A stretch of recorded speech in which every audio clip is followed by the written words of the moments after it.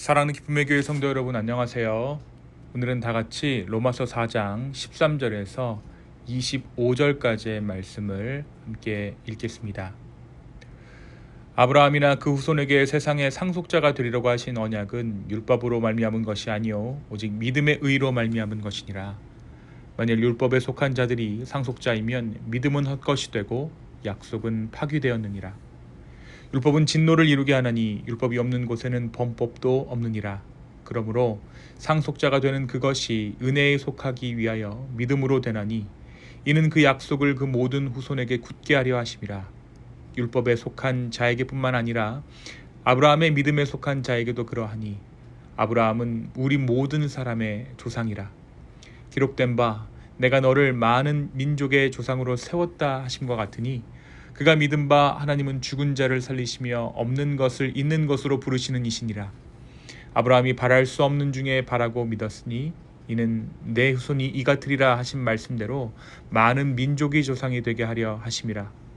그가 백세나 되어 자기 몸이 죽은 것 같고 사라의 태가 죽은 것 같음을 알고도 믿음이 약하여지지 아니하고 믿음이 없어 하나님의 약속을 의심하지 않고 믿음으로 견고하여져서 하나님께 영광을 돌리며 약속하신 그것을 또한 능히 이루실 줄을 확신하였으니 그러므로 그것이 그에게 의로 여겨졌느니라.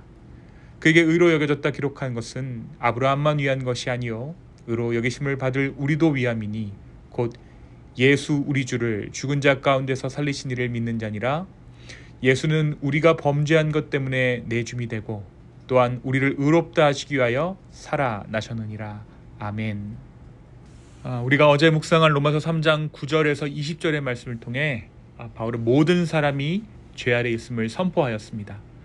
의인은 없고 하나님을 찾는 자도 없으며 우리의 말과 행위와 생각이 모두 죄에 물들어 있음을 드러냈죠. 또한 율법은 사람을 의롭게 하는 수단이 아니라 오히려 우리로 하여금 죄를 깨닫게 하는 걸과 같은 역할을 한다는 것을 우리가 어제의 말씀을 통해 함께 묵상했습니다. 이어지는 3장 후반부에서 바울은 복음의 핵심을 밝힙니다. 율법의 행위가 아닌 예수 그리스도를 믿는 믿음을 통해서만 하나님의 의가 주어진다는 그 사실을 바울이 이야기하죠. 모든 사람이 죄를 범하여 하나님의 영광에 이르지 못했지만 그리스도의 십자가의 속량을 통해 값없이 의롭다 하심을 얻는 길이 열렸음을 바울은 선포합니다.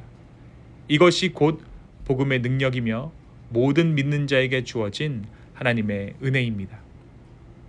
로마서 4장 전체는 아브라함의 예를 들고 있죠. 아브라함의 예를 들어서 믿음으로 의롭다 하심을 받는 것이 어떻게 가능한지를 설명하고 있습니다. 특별히 오늘 우리가 묵상하는 로마서 4장 13절에서 25절은 그 중에서도 아브라함의 믿음을 통해 하나님의 약속이 어떻게 성취되었는지를 보여주고 있어요. 바울은 먼저 아브라함이 의롭다 하심을 얻은 근거가 율법이 아니다라고 강조합니다. 하나님의 약속은 율법을 지킨 결과로 주어지는 것이 아니라 믿음을 따라 주어진 은혜라는 것입니다. 만약 율법을 통해 약속이 성취된다면 믿음은 아무런 의미가 없고 약속은 헛것이 되고 말 것입니다. 그러나 하나님께서 주신 약속은 전적으로 은혜로 말미암은 것이기 때문에 믿음으로만 받을 수 있습니다. 아브라함의 믿음을 우리가 무엇이라고 설명할 수 있을까요? 아브라함의 믿음은 단순한 긍정적인 사고가 아니었습니다. 아브라함은 자신의 몸이 늙어 자식을 낳을 수 없었고 사라의 태도 이미 죽은 것 같다는 현실을 분명히 알고 있었습니다. 그러나 그 현실 때문에 그의 믿음이 약해졌던 것이 아니라 오히려 굳건해졌죠. 그는 하나님의 약속을 의심하지 않고 능히 이루실 줄 확신하며 하나님께 영광을 돌렸습니다. 바로 그 믿음이 아브라함에게 의로 여겨졌던 것입니다. 바울은 이 사건이 단순히 아브라함 개인에게만 해당되는 것이 아니라 오늘을 사는 우리에게도 동일하게 적용된다라고 이야기하고 있습니다. 아브라함이 믿음으로 의롭다 하심을 얻은 것처럼 예수 그리스도를 죽은 자 가운데서 살리신 하나님을 믿는 우리 역시 그 믿음으로 의롭다 하심을 얻게 된다라는 것이 바울의 역설입니다.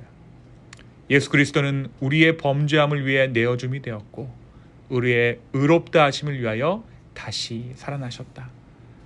그러므로 우리의 구원은 오직 예수 그리스도의 죽음과 부활을 믿는 믿음 위에 세워져 있다라고 바울은 오늘 말씀을 통해 역설합니다.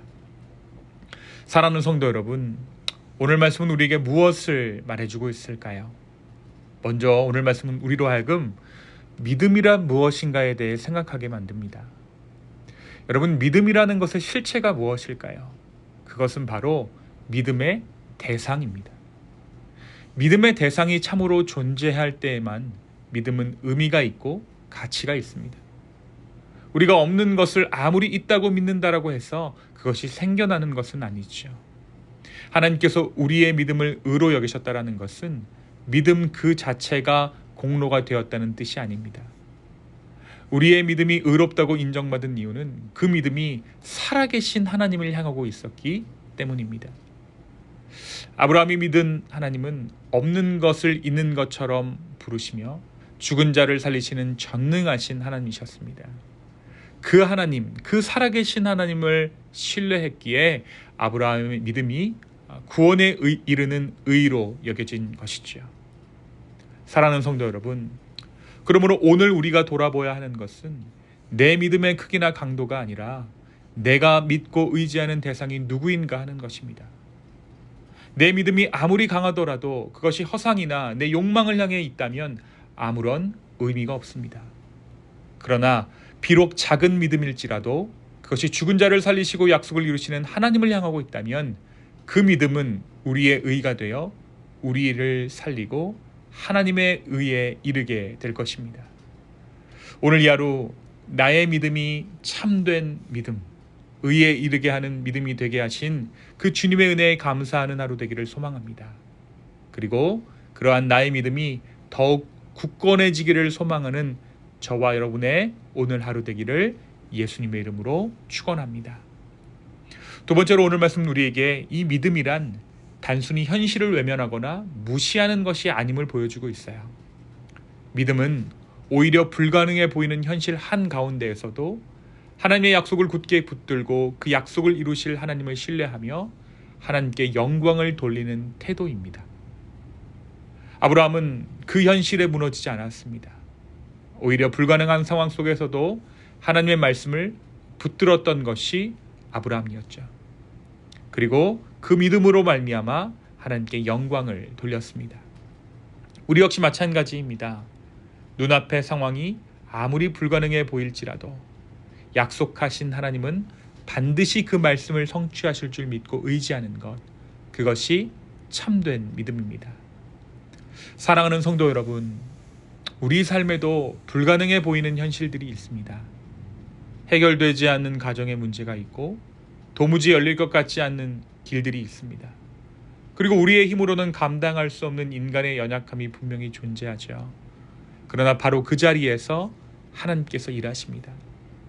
우리가 눈에 보이는 상황이 아니라 약속하신 하나님을 붙들 때 믿음은 현실을 초월하여 하나님의 영광을 드러나게 될 것입니다. 그러므로 오늘도 아브라함이 그러했던 것처럼 약속의 하나님을 의지하며 불확실하고 불가능한 시대 가운데, 상황 가운데 믿음으로 하나님께 영광 돌릴 수 있는 우리 모두 되기를 예수님의 이름으로 축원합니다. 이 시간 함께 기도하시겠습니다. 주님, 오늘 이 하루를 주님께 드립니다. 그리고 살아계신 하나님을 우리가 믿는 믿음으로 말미암아 이 하루 살아가기를 소망합니다. 주여, 우리의 믿음이 약하고 연약한 믿음이지만 그럼에도 불구하고 우리를 위해 일하시며 그 믿음 붙잡아 주시는 주님을 더욱 의지하기 원합니다. 성령이여, 이 하루를 주님께서 인도하여 주시고 우리를 긍휼히 여겨 주시옵소서. 감사합니다. 이 모든 말씀 예수님의 이름으로 기도하였습니다. 아멘.